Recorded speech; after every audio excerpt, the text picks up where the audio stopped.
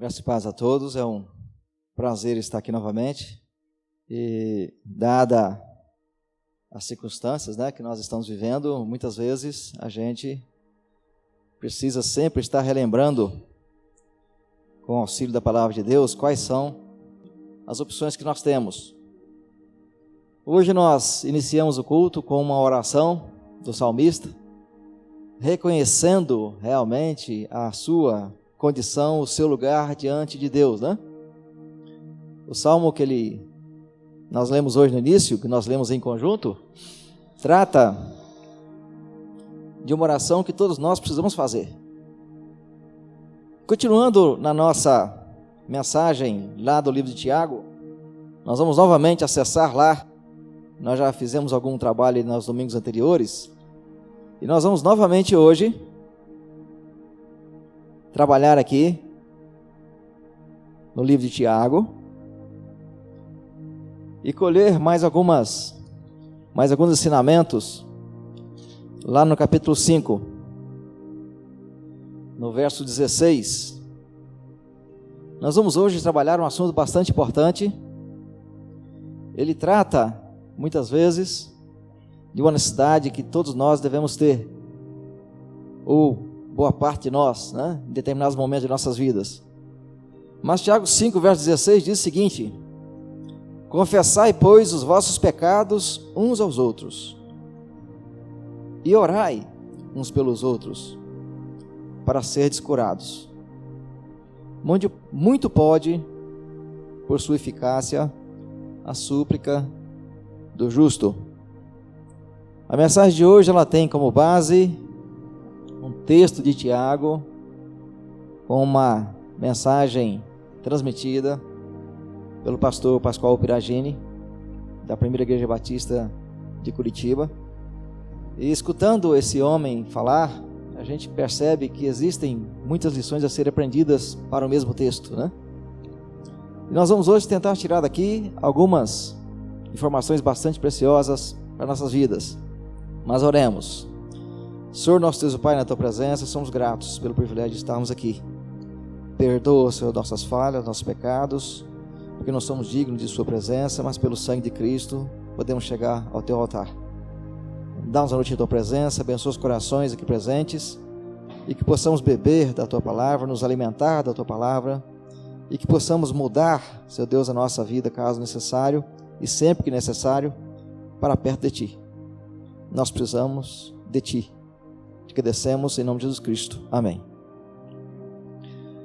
Nós temos hoje aí muitas dificuldades vividas no mundo, entre guerras e problemas e pandemias, Pessoas se debatendo para um lado e para o outro. E talvez nós tivéssemos na maioria das igrejas hoje o pedido da oração pela atualidade, pelas doenças, pelos países que estão ainda mergulhados na crise da pandemia, para buscarmos de fato a presença da potente mão de Deus, Nós precisamos disso. Nós temos uma batalha no mundo hoje que precisa ser vencida, e nós precisamos pedir a Deus que abra realmente os céus, que possa trazer ao mundo, a sua presença, o seu agir, a sua manifestação de forma bastante eficaz, para que nós possamos nos alegrar mais, para que nós possamos perceber o mundo perto de Deus. Nós falamos aqui na quarta-feira que muitas coisas estão e continuarão acontecendo para a glória dele, diante de todos os problemas que temos enfrentado. Mas hoje nós vamos falar sobre a intercessão para libertação de pecados. Nós temos muitas igrejas que fazem campanha de libertação até de males ou pecados cometidos por gerações anteriores, chamados aí de pecados que foram herdados, que foram transmitidos através da descendência, se isso fosse possível. Mas nós temos aqui em Tiago um movimento, um ensinamento para libertação. Ninguém gosta de ser preso ou de ou ter sentimento de prisão, Nós tivemos aqui pessoas que quando não passaram ainda, muitos estão passando pela privação de liberdade na própria casa, pelo estado da quarentena. Quem nunca passou por isso, provavelmente deve conhecer alguém que passou.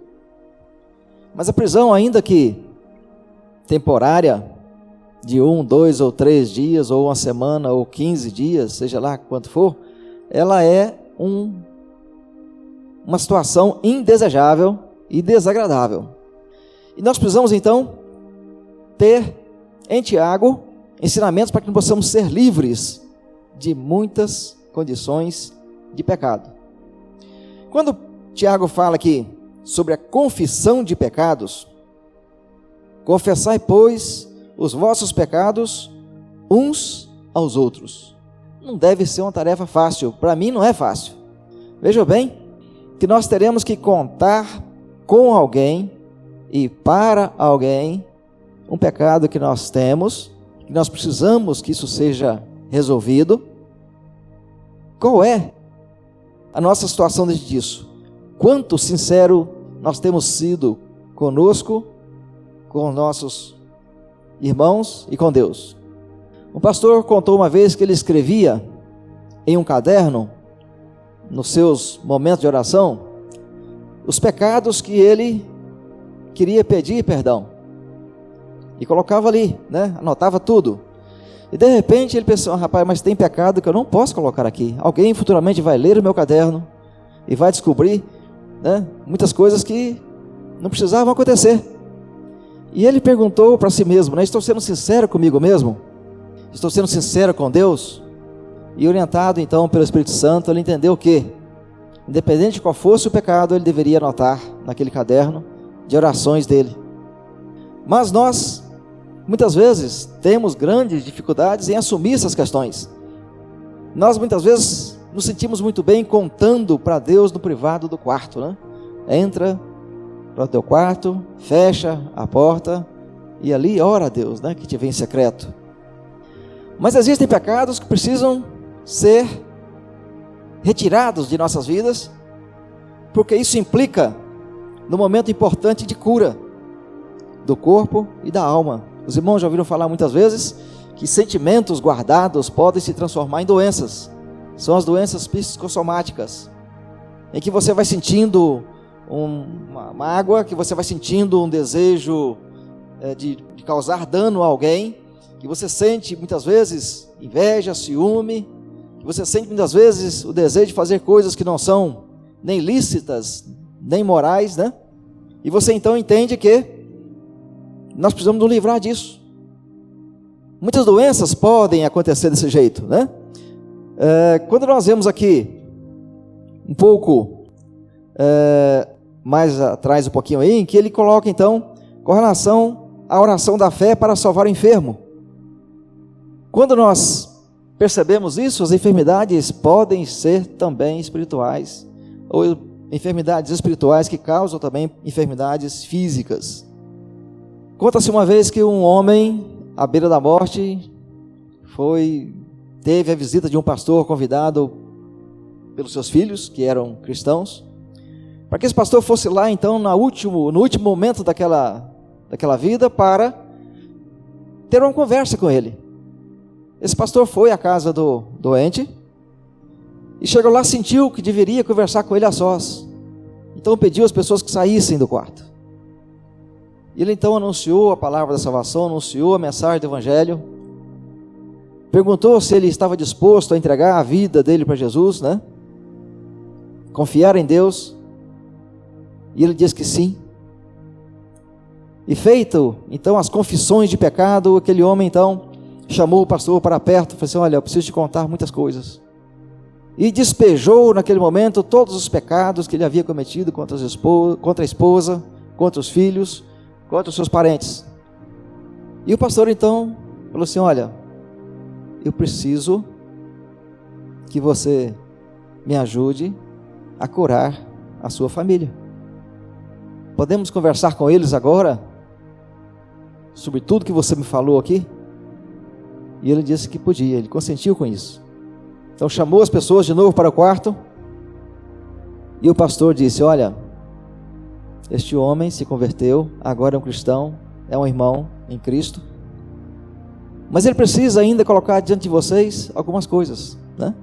E colocou para cada pessoa naquela sala, para cada nome, todas as, vamos dizer assim, todos os pecados cometidos por aquele homem contra eles. E de repente, uma das pessoas ali, quando foi chamada pelo nome, contou o que havia acontecido de errado.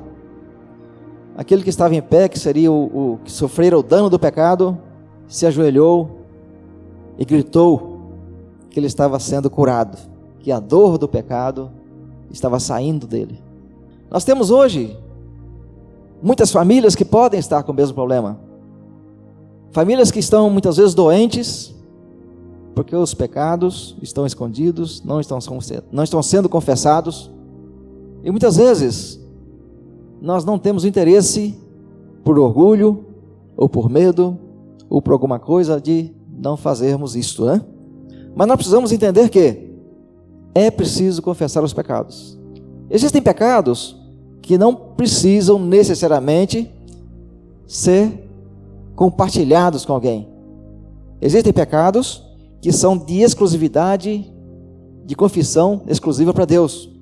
Ele não precisa de outras pessoas, é um pecado individualizado. Você pecou contra Deus, né?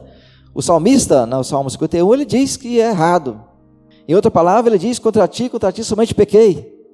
E ele reconhecia isso e pedia para Deus, então, condições para se tornar puro, para receber de Deus, então, um coração puro.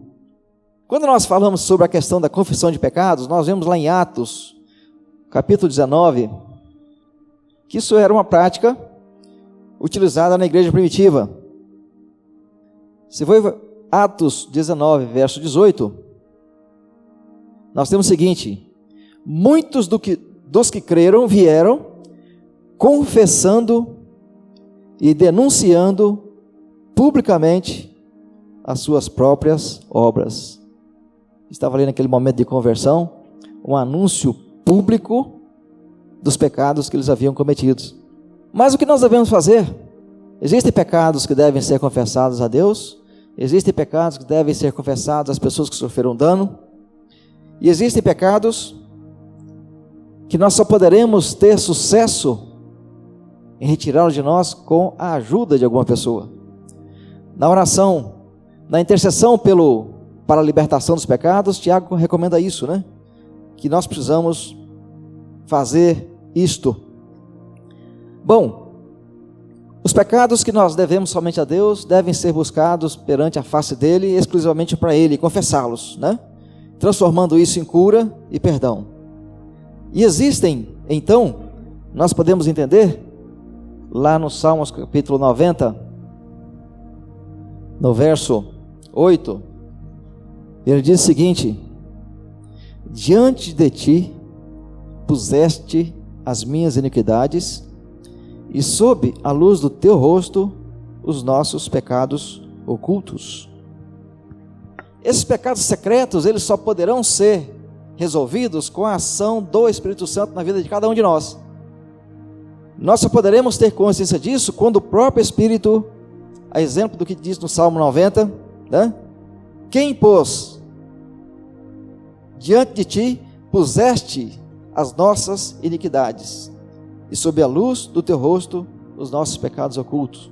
É uma ferramenta que só pode ser exercida pelo convencimento do Espírito Santo. 1 João, no capítulo 1,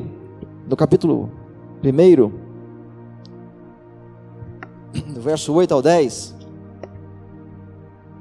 diz o seguinte, né? Um verso bastante conhecido: se dissermos que não temos pecado nenhum, a nós mesmos nos enganamos, e a verdade está em nós. Se confessarmos os nossos pecados, Ele é fiel e justo para nos perdoar os pecados e nos purificar de toda injustiça. E se dissermos que não temos cometido pecado, fazemo-lo mentiroso, e a sua palavra não está em nós. Então eu preciso de fato que exista o toque do Espírito Santo no coração de cada um, para que o pecado seja devidamente confessado, principalmente a Deus, né? E não precisa de mais nada. não precisa de nenhuma penitência, não precisa de nenhum sacrifício, não precisa de holocausto. Nós vemos hoje nos Salmos, né? Deus se compadece do coração contrito. Basta apenas a confissão. Os pecados precisam ser confessados, né? Nós então teremos acesso, assim como fala lá em Tiago, né? Acesso ao perdão e à cura, é a cura física e emocional. Muitas vezes, nós precisamos deixar de ser escravos, né? E isso só pode ser, muitas vezes, alcançado com a oração intercessória. Nós precisamos orar uns pelos outros. Nós precisamos, além de tudo, prestar contas dos nossos pecados. Muitas vezes, nós temos um pecado e que a gente pede perdão para ele de manhã, depois pede perdão pelo mesmo pecado meio-dia, depois pede perdão pelo mesmo pecado à noite, no dia seguinte, na outra semana, e alguns dizem, rapaz, eu estou até com vergonha de pedir perdão de novo pelo mesmo pecado. E é preciso ser tratado com intercessão, com acompanhamento e muitas vezes com o apoio de pessoas que podem fazer isso, que podem dar acompanhamento. Quando Pedro negou Jesus, na primeira vez, na segunda vez, na terceira vez, Pedro percebeu o que tinha feito e chorou, arrependido, chorou amargamente. E talvez Pedro pense assim, rapaz, agora acabou, né? Eu não tenho mais o que fazer. O homem que eu disse que defenderia, o homem que disse que eu lutaria, morreria por ele, eu neguei. Mas Jesus tratou disso. Quando ele reapareceu aos discípulos, né, naquela pesca milagrosa, ele então tratou com Pedro aquelas questões que haviam pendentes. E Pedro foi restaurado. Pedro então morreu servo de Jesus. Muitas vezes nós temos alguns vícios que podem ser de fato fortaleza de Satanás, né? E Deus quer nos libertar. Deus quer nos ajudar nisso. Nós precisamos então da intercessão. Em Mateus 13, verso 15, nós temos uma situação que se repete muitas vezes até no cristão, né? Porque o coração deste povo está endurecido, de mau grado ouviram com os ouvidos e fecharam os olhos, para não suceder que vejam com os olhos e ouçam com os ouvidos, entendam com o coração, se converta e sejam por mim curados. Muitas vezes nós precisamos lutar com isso. O coração não pode estar endurecido, né? A luta com o pecado que domina a vida de cada um de nós precisa ser entendida como realidade. E muitas vezes Satanás nos acusa dizendo, olha, não adianta nada não, você pensa que você está livre disso, você é assim mesmo, você é mau, você faz coisas erradas todo dia, você é ruim, você pensa em prejudicar as pessoas, não tem jeito, você nunca vai mudar disso aí. Satanás muitas vezes coloca na nossa mente a descrença, que nos incapacita muitas vezes de tomar decisões diferentes. Mas nós podemos ver também que há pessoas transformadas, né?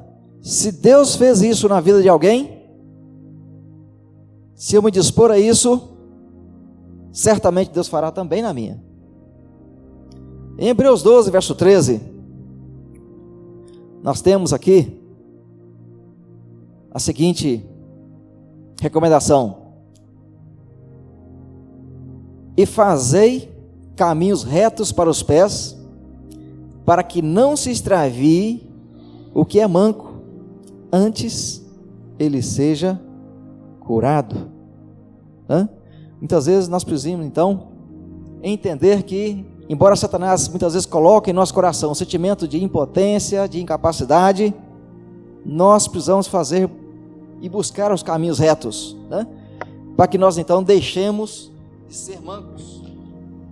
É um processo, da graça que liberta a pessoa, As pessoas podem ser usadas e devem ser usadas entre os irmãos para que isso aconteça. Existe um ministério de pessoas que podem, com a orientação do Espírito Santo de Deus, ajudar na transição e no tratamento de vários pecados, de vícios que devem ser evitados. Mas nós precisamos entender que não podemos ficar mancando, né? Quando alguém erra uma vez, nós costumamos dizer que a pessoa deu uma mancada, depois mancou de novo, depois mancou outra vez. Então nós precisamos então parar de repetir erros, e nós precisamos levar a nossa vida a sério, nossa vida com Jesus, né? Nós precisamos então ter ânimo, esperança, nós precisamos ter fé, que Deus vai nos dar o poder disso. Bom, nós temos a opção de andar sozinho ou não. A Bíblia fala que é melhor serem dois do que um, que quando um cai, o outro ajuda a levantar. Se estiver frio, um aquece o outro. O povo de Deus, assim, do mesmo jeito que foi lá na igreja primitiva, quando as pessoas confessavam as suas obras más, ele deve ser instrumento de sua graça para a mudança de vida. Quando nós falamos em mudança, e alguns entendem assim, olha, mudança de 360 graus. Mudança de 360 graus não é mudança nenhuma. Mudança de 360 graus, você sai do ponto, vira e volta para o mesmo lugar. A mudança tem que ser de quantos graus? 180, né? Você está indo para uma direção, você vai para outra direção, certo? Um pastor conta uma vez que passou uma vergonha danada, porque uma loja ligou para ele e ele falou assim, olha, o seu cheque voltou sem fundos. E era uma situação difícil, ele estava iniciando o ministério, e ele ficou pensando o que faria com aquilo. É um pastor da igreja dando cheque sem fundo. Isso foi uma das maiores vergonhas que ele já passou na vida. Ele procurou então alguém que pudesse ajudá-lo e falou assim, olha pastor, eu vou colocar na conta do senhor o dinheiro para saldar o cheque, mas com uma condição. Eu preciso que o senhor coloque diante de mim toda a tua vida financeira e aceite como prática alguns procedimentos, né? Ele disse, olha, primeiro eu quero saber o que está acontecendo de fato com a tua vida financeira. Segundo, você vai pôr um caderno na entrada da tua casa, e qualquer centavo que se gaste, é para anotar ali, para a gente ter ideia do que está acontecendo. Ele falou que detestava isso, mas fazer o quê? Ele não tinha saída. O jeito era se render a uma ajuda. E muitas vezes nós precisamos confessar os pecados, e precisamos de ajuda de outra pessoa para a libertação. Nós temos muitas vezes dificuldades, precisamos de instrução e de graça para isso acontecer. Aquele pastor foi ajudado, teve uma lição financeira, de vida financeira, né, que nós precisamos muito nos dias de hoje, e a partir de lá para cá, nunca mais ele caiu no mesmo erro. Então ele mudou a prática, ele mudou o pensamento, ele se arrependeu, vamos dizer assim, né, do erro, e não cometeu de novo. Nós precisamos então entender que essa questão da confissão de pecados é o mandamento da reciprocidade. Confessai os vossos pecados uns aos outros. Quando nós entendemos que há pecados contra alguém, que nós causamos dor ou prejuízo contra outras pessoas, precisa haver o movimento dessa restauração. Quando nós participamos da ceia do Senhor, a recomendação bíblica é para que o homem se examine, para que o homem possa saber o que está acontecendo dentro do seu coração, possa olhar para dentro de si. Nessa condição, então, nós poderemos trabalhar o arrependimento, nós precisamos trabalhar a reparação do dano que nós talvez tenhamos feito com alguém. Quando a Bíblia se refere ao mandamento da entrega da oferta, ele fala, olha, antes de você vir ofertar, Antes de colocar o teu dinheiro no gasofilácio, o que é preciso fazer antes? Vai lá e se reconcilia com o teu irmão. Você tem alguma mágoa contra alguém? Vai lá, conversa com a pessoa. Resolve a situação entre você e ela. Depois você vem e faz a tua oferta. O que a Bíblia nos ensina é que nós precisamos então entender que, do mesmo jeito que o salmista fala, né? Deus se agrada de um coração obediente, de um coração puro, de um coração humilde, de um coração contrito. Então, antes da entrega, é preciso reconciliar-se com o seu irmão e é preciso reparar danos.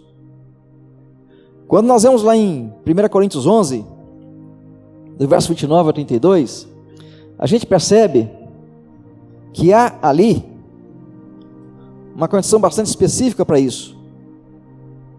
O verso 29 diz o seguinte: depois de examinar-se a si mesmo, no verso 28, ele diz o seguinte: pois quem come e bebe sem discernir o corpo, come e bebe juízo para si. Eis a razão porque há entre vós muitos fracos, doentes, e não poucos que dormem. Porque se nós julgássemos a nós mesmos, não seríamos julgados. Mas quando julgados, somos disciplinados pelo Senhor, para não sermos condenados com o mundo. Assim, pois, meus irmãos, quando vos reunis para comer, esperai um pelos outros. Se alguém tem fome, nós, inclusive falamos em casa, né? Come em casa, a fim de não vos reunir para juízo. E quanto às demais coisas, eu os ordenarei quando eu for ter convosco. Então a disciplina, ela deve ser iniciada na casa de Deus, né? Em outro texto, Paulo fala: olha, não é possível que vocês, na condição de igreja, não possam resolver as pendências entre os irmãos. Os danos devem ser reparados aí, a pedir desculpa para o irmão. Quando um pai tem, ou a mãe, né, tem mais de um filho, e quando um dos filhos faz alguma coisa ruim para o outro irmão, uma condição muito comum que os pais tentam ensinar para o filho, ele vai lá, né, e pede desculpa para o seu irmão. Vai lá e pede desculpa para ele. Aí a pessoa fala assim: não vou pedir. Coração duro, né? Tá bom, você não vai pedir desculpa? Então vai ficar de castigo. Aí deixa ele lá uns 10, 15 minutos. Então, tá pronto para ir lá pedir desculpa para o seu irmão? O menininho pode falar: não vou pedir não. Então tá bom, fica de castigo. Mais uns 10, 20 minutos ali no cantinho do pensamento, né? Vai lá a terceira vez. E aí, tá pronto para pedir desculpa para o irmão? Tá bom. Então eu vou, né? Que estamos saindo do castigo. E Deus, do mesmo jeito, deseja isso da gente. Deus quer que nós tenhamos um coração que não seja coração de pedra. Podemos sim ofertar, entregar o dízimo, mas é preciso primeiro reparar o dano, acertar o que está errado. A ceia representa a nossa condição de salvos por Cristo, que morreu por nós e ressuscitou por nós. Então ele pede: olhe para si mesmo, examine-se a si mesmo, olhe o seu interior, faz os seus acertos, sem dureza de coração, para a correção e para a bênção. Muito bem. Quando nós machucamos alguém, então, a Bíblia nos manda reparar o dano, confissão e restauração. Nós precisamos então entender que pessoas eu machuquei, que pessoas eu ofendi, que pessoas que sofreram o dano. Nós poderíamos talvez até realizar aqui na igreja um trabalho chamado, em algumas igrejas eles falam de inventário, né? Inventário das minhas ações. E depois eu tenho que pegar aquele caderno e verificar: bom, esse aqui, meu irmão aqui, eu fiz isso, esse aqui eu fiz aquilo outro. Ah não, mas agora eu não vou lá não. Eu preciso de ajuda para isso. As pessoas que nós machucamos precisam ser procuradas para que os relacionamentos sejam restaurados e para que exista paz e cura. Nós temos exemplo disso lá na condição do gadareno, quando Jesus curou o gadareno, né? Tirou dele os demônios. O gadareno queria ir com Jesus. Jesus falou: não, você vai para casa, procura os teus, resolve a tua vida com eles, mostra quanto Deus foi generoso, fala da ação de Deus em tua vida e restaura o teu relacionamento com eles. Cure o coração machucado. 1 Pedro 2, 24 a 25, nós temos dizendo o seguinte: carregando ele mesmo em seu corpo sobre o madeiro os nossos pecados, para que nós, mortos para o pecado, vivamos para a justiça.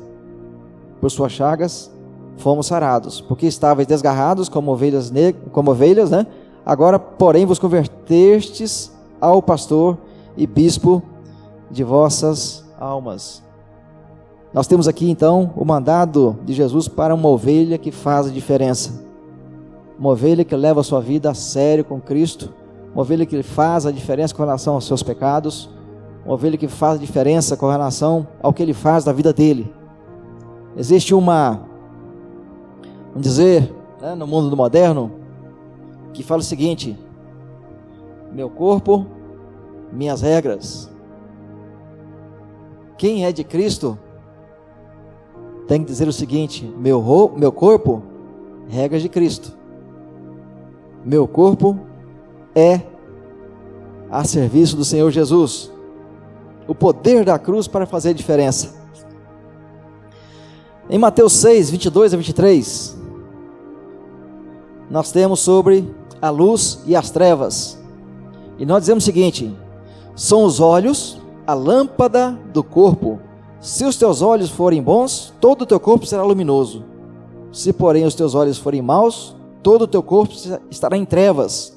Portanto, caso a luz que é em ti sejam trevas, que grandes trevas serão. Nós muitas vezes deparamos com muita gente que tem sofrido muitas situações na vida que acabam por tornar o olhar dela um olhar de trevas. Nós temos uma alma muitas vezes doente, que só é capaz de ver o mundo e a vida com os olhos maus. Nós vemos muitas vezes o mundo conforme o filtro de pecado e de dor ou da nossa maldade, né? O óculos que nós temos para olhar, aquilo que está na frente da nossa vista, filtrando o que nós estamos vendo, muitas vezes está sendo filtrado pelo nosso pecado, filtrado pela nossa mágoa, filtrado pela nossa dor, muitas vezes pelo nosso sentimento de inutilidade, de rejeição ou qualquer outro sentimento parecido. Isso distorce totalmente a realidade do mundo, para quem vê o mundo desse jeito. Nós precisamos então de ajuda, de intercessão, para ver o mundo com outros olhos, com os olhos iluminados, com a graça de Cristo, e muitas vezes com a companhia de alguém que pode ajudar a ver. A Bíblia fala que um cego não pode guiar outro cego, e que uma pessoa só pode mostrar o caminho a um cego, ou guiar o cego, se ele souber e estiver vendo o caminho. Se estiver com o olho tampado, ou se for outro cego, realmente não dá para saber, não dá para ver. E nessa situação, nós temos lá ainda em Hebreus, no capítulo 12, versos 14 e 15, a questão da paz, né? Digamos o seguinte: segui a paz com todos e a santificação, sem a qual ninguém verá o Senhor, atentando diligentemente, porque ninguém seja faltoso, separando-se da graça de Deus, nem que haja alguma raiz de amargura que brotando vos perturbe, e por muito delas sejam contaminados. O maior problema que nós temos com relação à dor, ao pecado, à mágoa, é que é uma questão que não se aplica apenas a nós. O pecado, a dor, a raiz de amargura, o ódio, a inveja, a indiferença, ela infelizmente, ela atinge as pessoas que estão à nossa volta. É um sentimento ruim que muitas vezes a Bíblia diz que é pecado. A raiz de amargura pode ser muitas vezes interpretado como um sentimento ruim apenas, como uma mágoazinha que nós estamos sentindo, alguma coisa que nós não conseguimos passar para fora, alguma coisa que, por causa da nossa forma de ver o mundo, através das lentes da dor, do pecado, não conseguimos então entender aquilo. E muitas vezes nós falamos assim: olha, aqui é o mundo, é dos mais espertos, né? Em Tiago 3, 14, 16, ele diz o seguinte: se pelo contrário tendes em vosso coração inveja amargurada e sentimento faccioso, nem vos gloriei disso, nem mintais contra a verdade. Esta não é a sabedoria que desce lá do alto, antes é terrena, animal e de origem demoníaca. Nós não podemos ter sentimentos ruins. Sentimentos ruins provocam doença da alma, machuca a alma e entristece o Espírito Santo de Deus. Muitas vezes nós falamos: olha, esse olho aqui é irmão desse. Nisso nós estamos querendo dizer que a ótica, o jeito que nós estamos vendo as pessoas é diferente daquele que devia realmente ser feito. Nós temos então que cuidar desses pequenos defeitos que nós temos, né, ou dos grandes defeitos, e entender que muitas vezes precisaríamos de ajuda para isso, precisaríamos de intercessão. Em Efésios, capítulo 4, verso 30 e 32, diz o seguinte: e não entristeçais o Espírito de Deus, no qual fostes selados para o dia da redenção. E no verso 31, ele diz um recado, né? Porque nós poderíamos entristecer o Espírito Santo de Deus. Longe de vós toda amargura, e cólera, e ira, e gritaria, e blasfêmias, e bem assim toda malícia. Esse verso talvez tivesse que estar escrito na sala de muitas casas, mesmo cristãos. Quando nós, de forma deliberada e intencional, nos comportamos desse jeito, né? Cultivando amargura, cólera, ira, gritaria, blasfêmia, assim como toda malícia, nós estamos aí com sentimentos ruins. E muitas vezes esses sentimentos levam a envergonhar muitas vezes a comunidade cristã.